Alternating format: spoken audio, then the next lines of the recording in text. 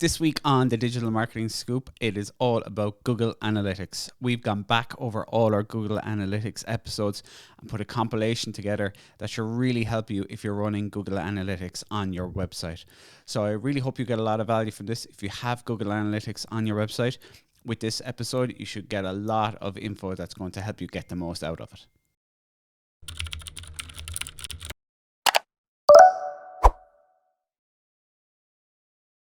Hey everyone, welcome to this week's episode of the Digital Marketing Scoop.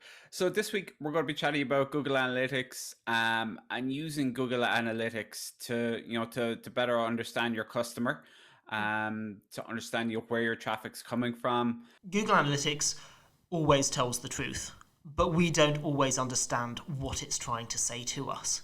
So it's really us trying to understand and not necessarily just take things at face value, but kind of look beyond it.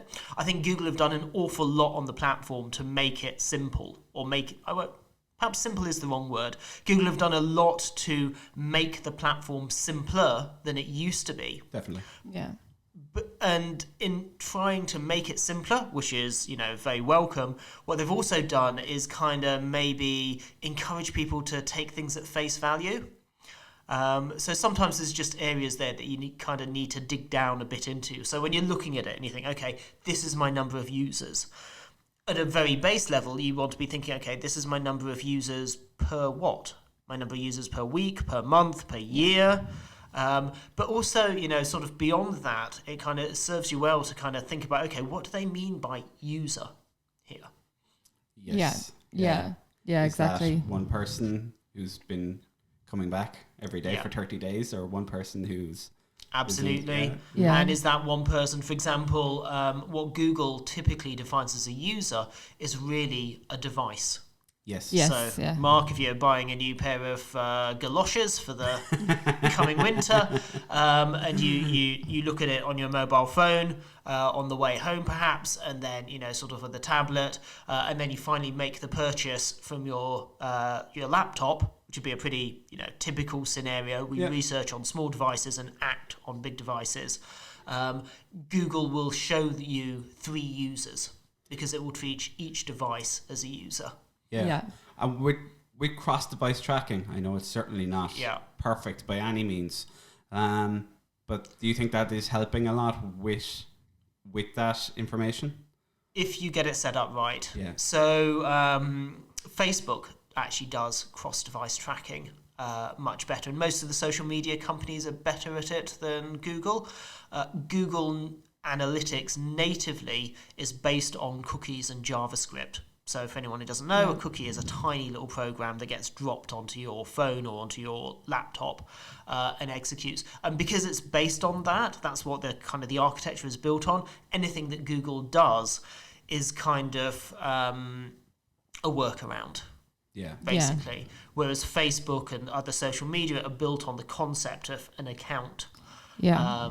Check your account everywhere. Yeah. Yes, absolutely. Yeah. So, I do think as well is that like with big devices, especially, I mean, like big devices are often shared devices in a home. That's true. Yeah. Absolutely. Yeah. So like Joe, you could easily have your partner, brother, sister, anyone buying something, and it would have nothing to do with you, but you could be logged into your Facebook account, or you could be logged into your Google Analytics or your Gmail account, and it's you could have a lot of different things going on. One thing I do find very interesting, we have a couple of Instagram accounts that a couple of different people would be logged into, and you see that the ads being delivered then to that Instagram account are almost based off the personalities of all those different people. Absolutely. You really notice it on YouTube, actually, when you're kind of looking at YouTube and thinking, what? Why am I watching Peppa Pig or whatever? Yeah. So for me, always one of the most interesting places to go straight in Google Analytics is the acquisition, to see where your traffic is coming from. Yeah. So in Google Analytics, there's a little tab that'll be acquisition and overview, and that's going to tell you, okay, how much of my traffic came from organic search, so from Google search, how much of it came from referrals, so other websites, people click links on those and came to you, how much came direct, how much came through social media. Now, there's definitely some attribution issues, I would say, in Google Analytics in telling the amount that came from social media. But overall, it is going to give you a very good overview of where your traffic has come from. And if you're using Google Ads and Google Shopping and things like that, you can plug that into your Google Analytics as well and separate all that out. So it gives you a really, really nice overview on that attribution screen of, go into your analytics, select your last month's data. Here's all my traffic, where it came from in all the different sectors. And if you have e-commerce analytics up, you can see how much sales came from each of those places as well.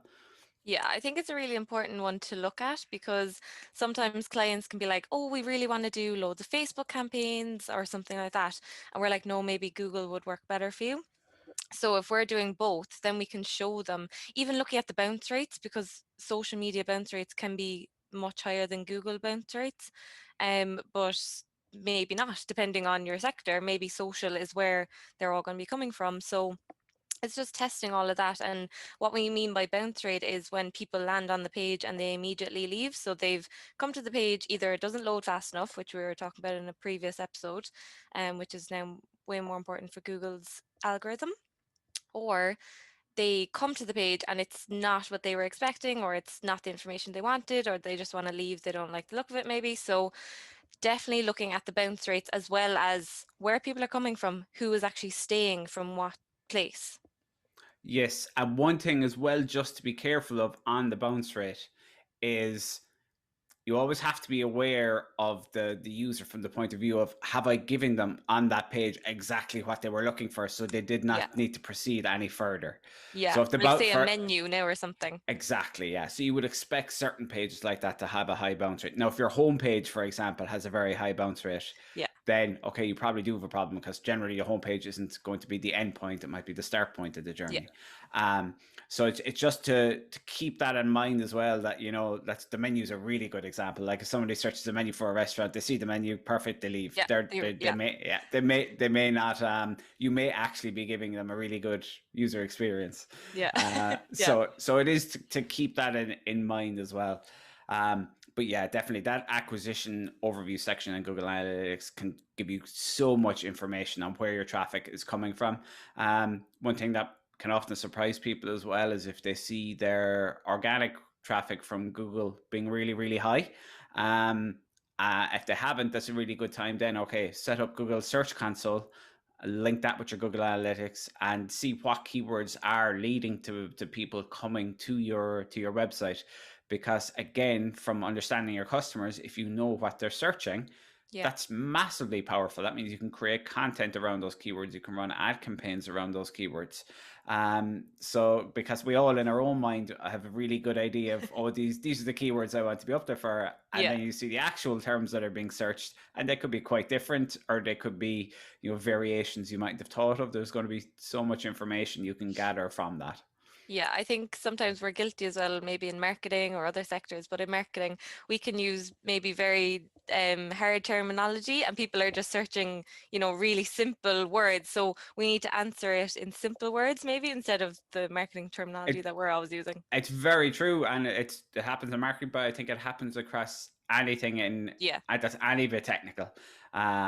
So it's a really good way to be able to understand your customer. The other way I always say around that is, type in your technical keyword, scroll down to the bottom of Google and see the related terms that people are searching around it as well.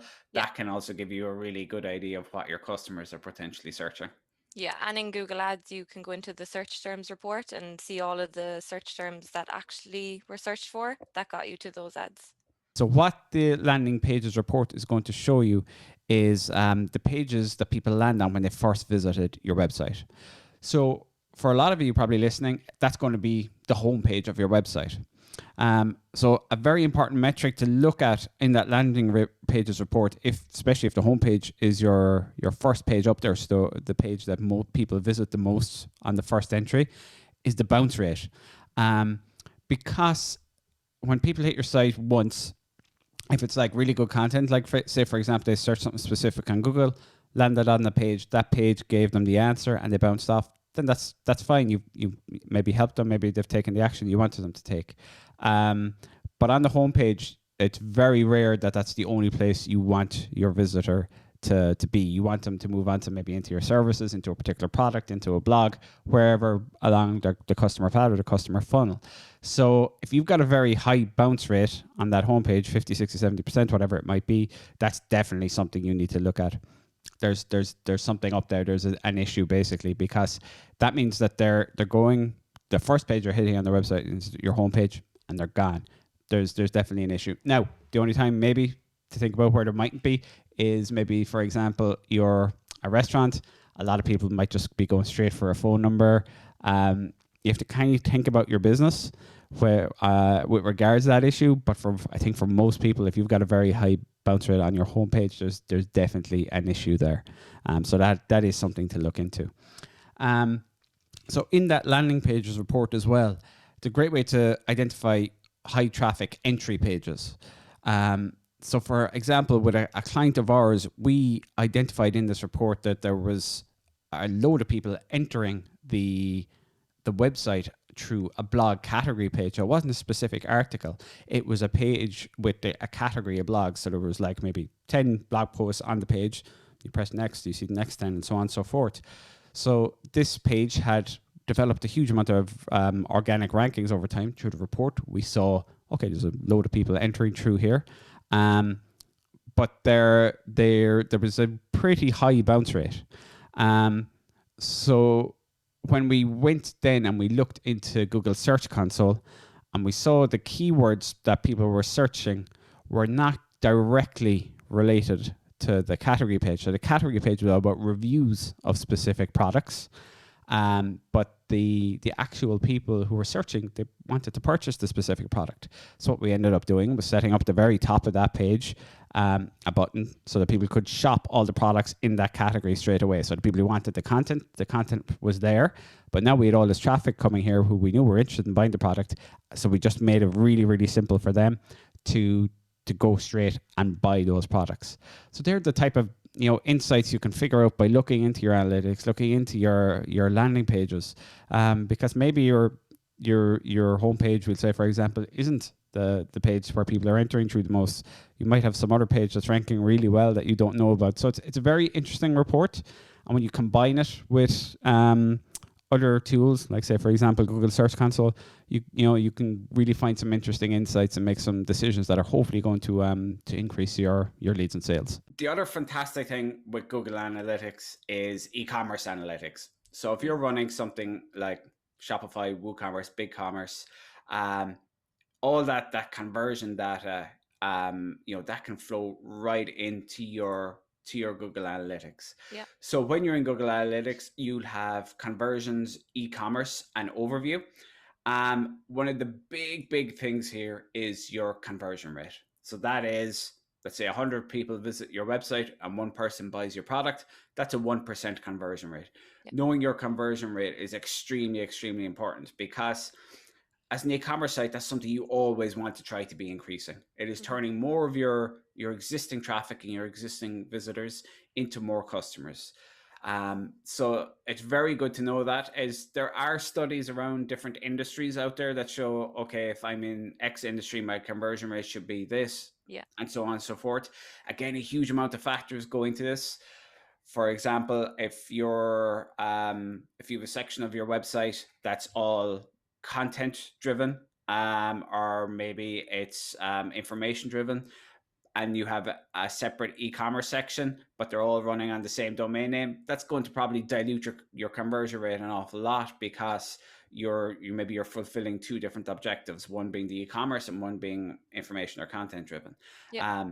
But if you're purely e-commerce site, then you could potentially look at some of those and start benchmarking your site against those metrics out there to say, okay, look, I should be getting maybe a 2% conversion rate and getting 1.5.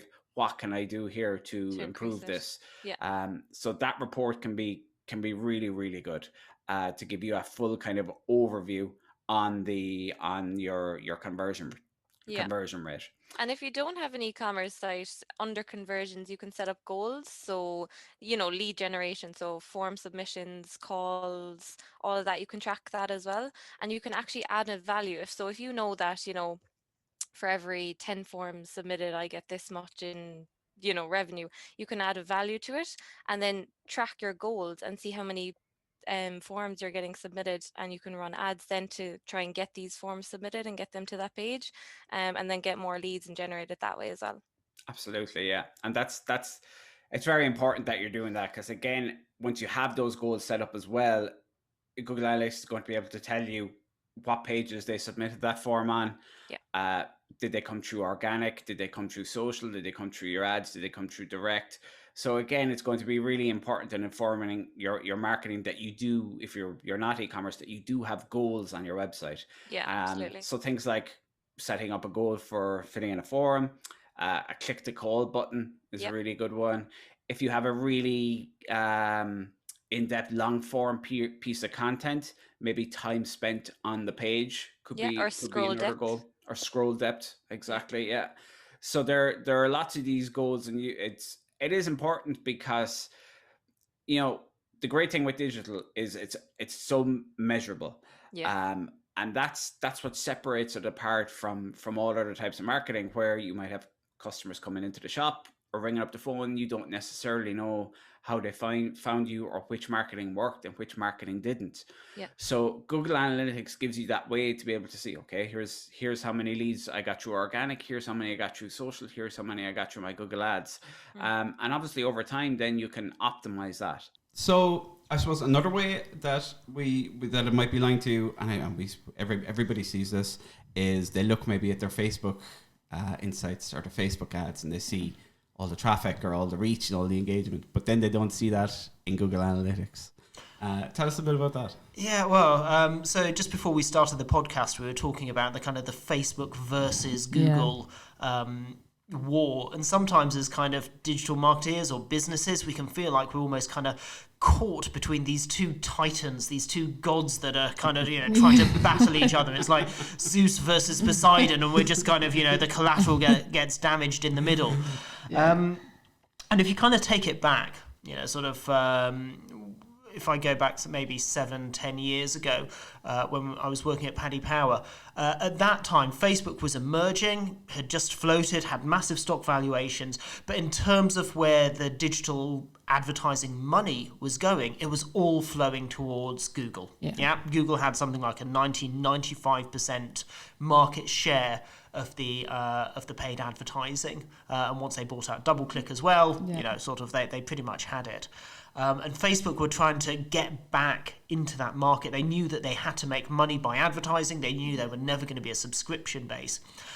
So they started, one of their first things they had to do was start to try to produce some analytics package or some equivalent to Google Analytics, something that told people how things were doing and what was happening.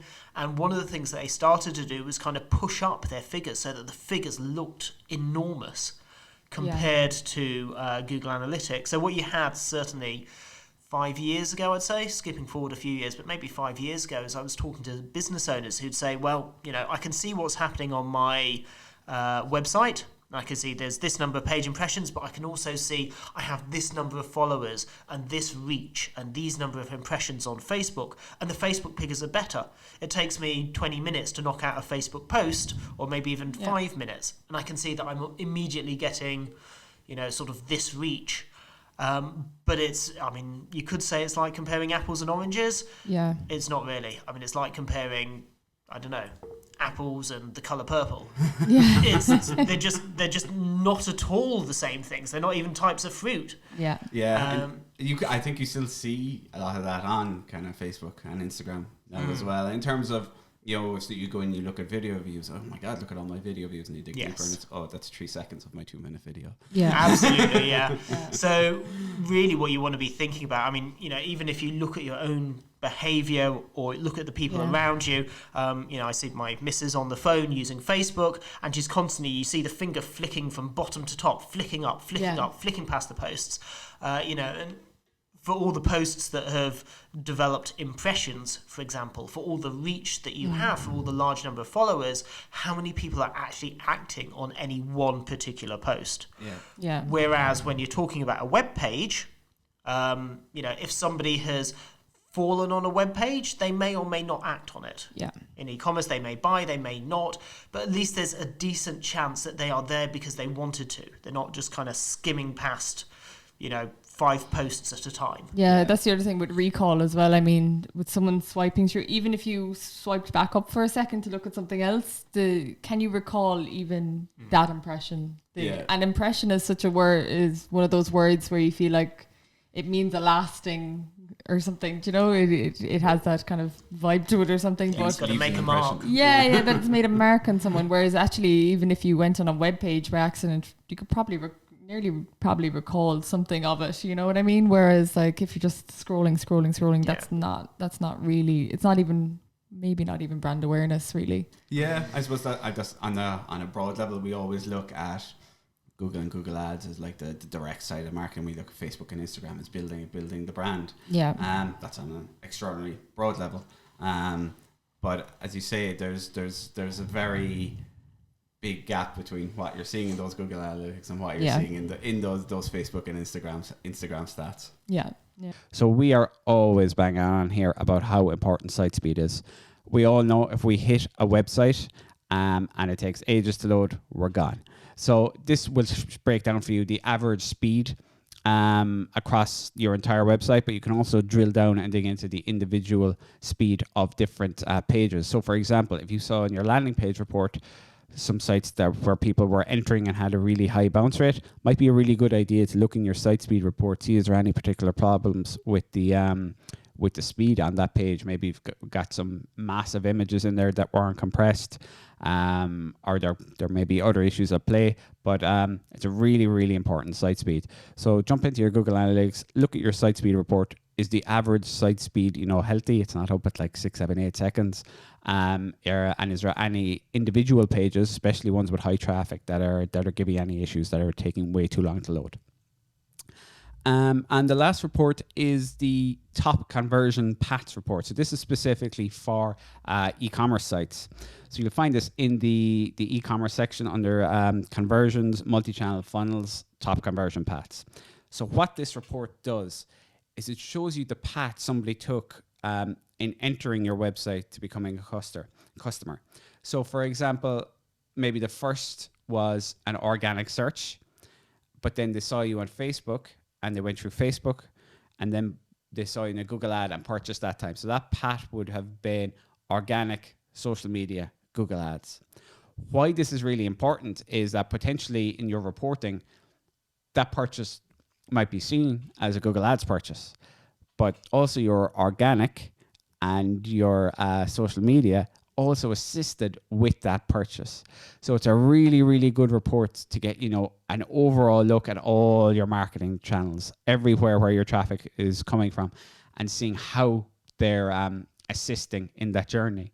So for example, like things like maybe Google Display, sometimes we've noticed, people will turn that off. It might have a very low conversion rate. But again, it might be playing quite a strong part in that customer journey. So that metric is a really nice one, as I said, to see, the role social media is playing in conversions, in e-commerce conversions, the role organic is playing, Google ads, YouTube. It can break down those different conversion paths for you. So it's really, really important, because if we're completely focused on last click attribution, the last click somebody took, and that's what we're attributing the purchase to, there's going to be so many more steps potentially before that last click and the purchase. So it's really important to be aware, that you're aware of it, your marketing team are aware of it, what those customers are doing before they make that purchase. So one other one I think that is really, really useful is in audience, mobile, and overview. Why this is so important is particularly if you're developing a new website. What this will show you is the amount of traffic on your website on desktop versus mobile. So a lot of particularly B2C, business to consumer companies, 70-80% of their traffic could be on mobile. So it's hugely important you know that before you go down the route of trying to develop an experience for your customer.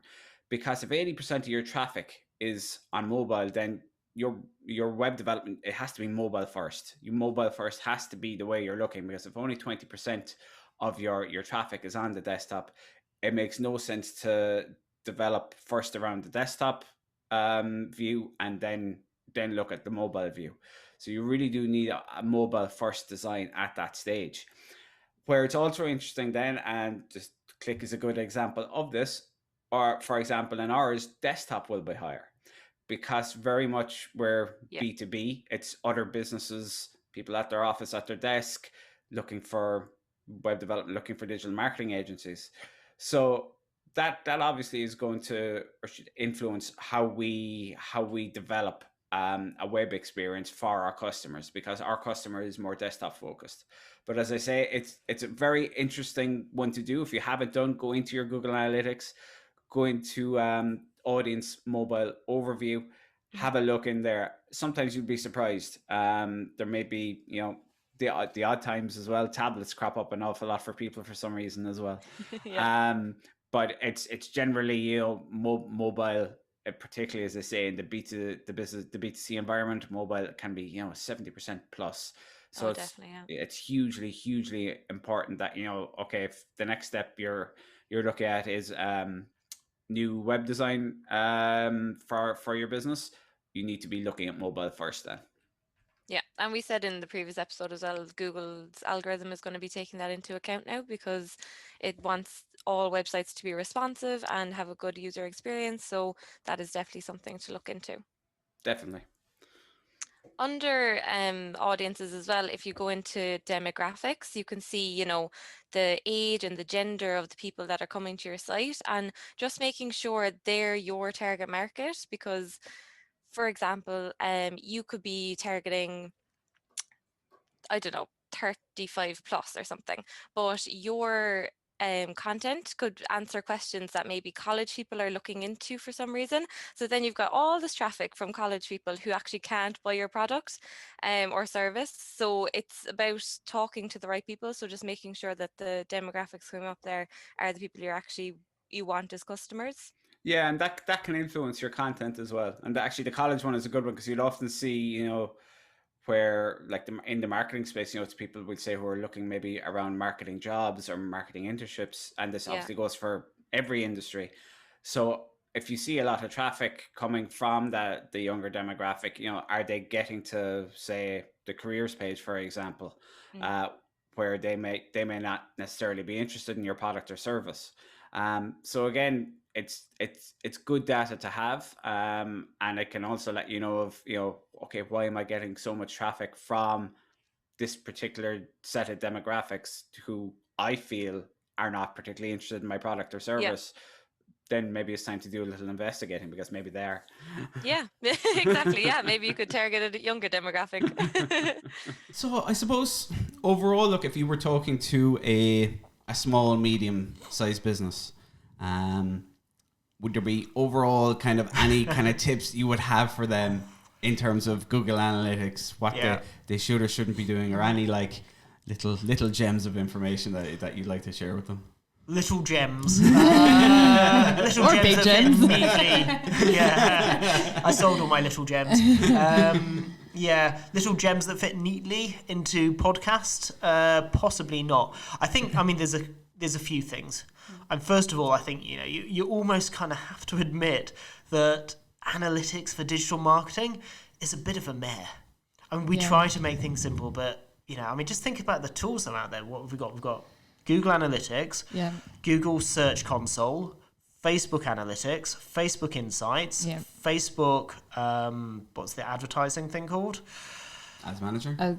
You've got Google used to be Google AdWords, now it's Google Ads. Yeah. We've only covered 2 platforms so far. Yeah. Throw Google Optimize in there as well. You want to do some split testing? Chuck in Google Tag Manager.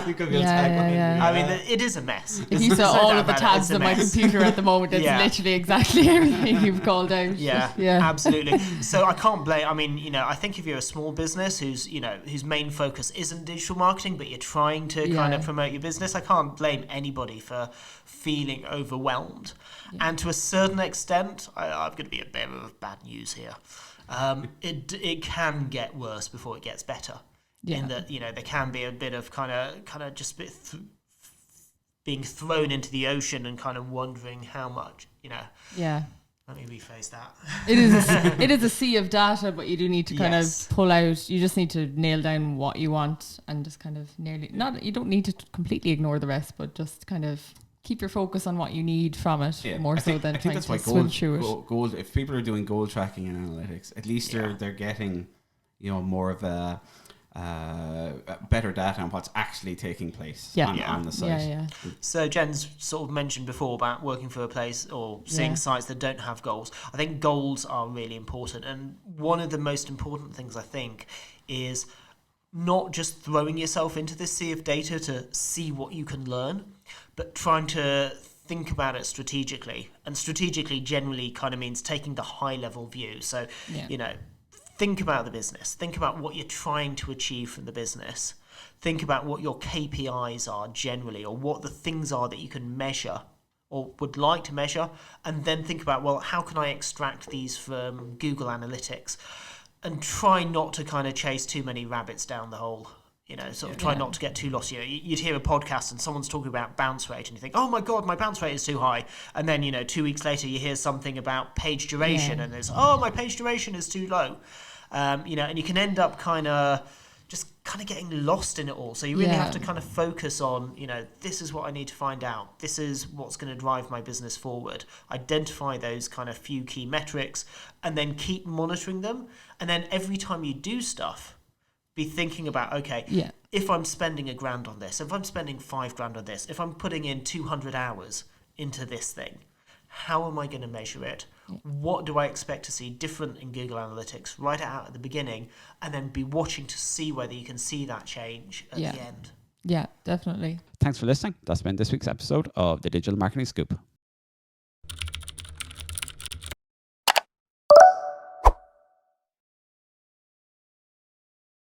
Thanks so much for listening to this week's episode of the Digital Marketing Scoop. I really hope you enjoyed it. If you haven't subscribed yet, please jump into your Apple Podcasts, your Google Podcasts, Spotify, whatever your favorite podcast platform is, and just make sure to follow and subscribe. Also, if you'd like to leave a review if you enjoyed the episode, I'd absolutely love for you to do that. We put out an episode every single week, all with digital marketing tips, case studies, ways to build your business with digital marketing.